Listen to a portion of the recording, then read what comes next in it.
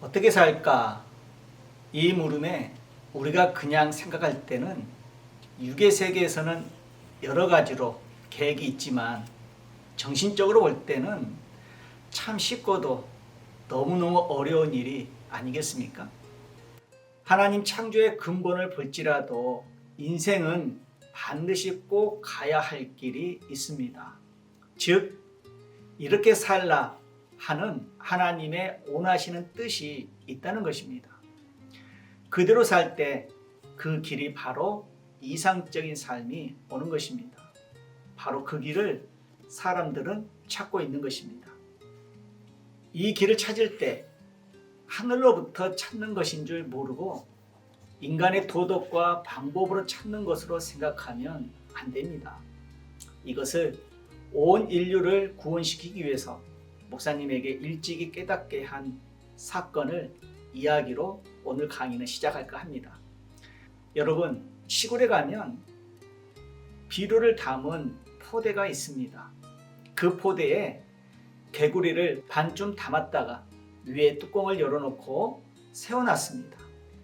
목사님은 밤에 졸려서 새벽 1시나 2시쯤에 냉수 목욕을 하러 가는데 냉수 목욕을 다 할 때까지도 비료 포대 안에서 뽀스락 거리기에 플래시를 비춰보며 가만히 쳐다보니까 잡아다 넣은 개구리 중 다른 개구리들은 다가오는 죽음을 모르는 채 밖으로 나오는 것을 다 포기하고 자고 있는데 그중 한 마리가 밖으로 나오고자 폴짝 뛰었습니다. 그런데 너무 높기 때문에 뛰어봤자 방도 올라올 수가 없었고 또 포대 안이 미끄러우니까 개구리가 뛰어 올라가도 또 미끄러져 내려오고 했습니다. 이 개구리의 모습을 본 목사님은 개구리가 평생 뛰어도 그 포대를 못 넘겠다라는 것을 느꼈습니다. 이 장면은 개구리가 바로 다른 세계로 벗어나려고 하는 광경이었습니다. 이 개구리는 보통 개구리가 아니었습니다. 삶의 애착심이 심히 강한 개구리였습니다.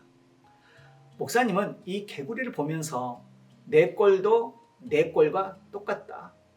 나도 새벽 3시에 일어나서 더 살아보려고 발버둥 치는 것인데 땀놈들은 다 포기하고 에라 하고 자버렸는데도 너도 3시까지 여러 수천 번 발버둥 거렸구나 라는 생각이 들었습니다.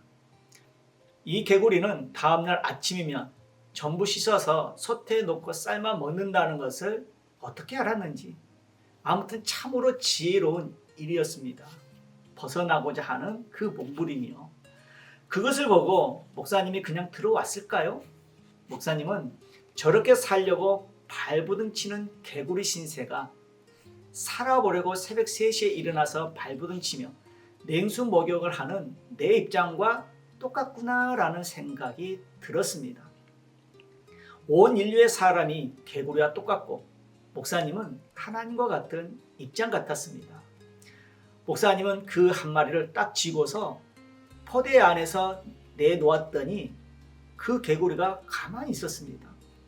혹시 다음날 아침에 애들이 다시 잡아서 넣을까봐 빨리 뛰어 도망가라고 그 개구리를 멀리 배웅을 해줬습니다.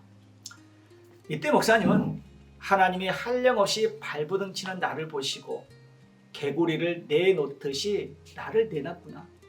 개구리는 나를 못 깨달았지만 나는 깨달았다. 틀림없다 라고 했습니다. 그날 새벽 개구리를 통해서 그와 같이 그러하다는 것을 확실히 깨닫고서 목사님은 많은 힘을 얻었습니다. 그리고 삶에 대한 그 희망과 소망을 가지게 되었습니다. 살려고 발버둥 치는 개구리만 죽음에서 벗어나서 생명길을 찾았습니다. 자고 있던 나머지 개구리는 다 죽었습니다.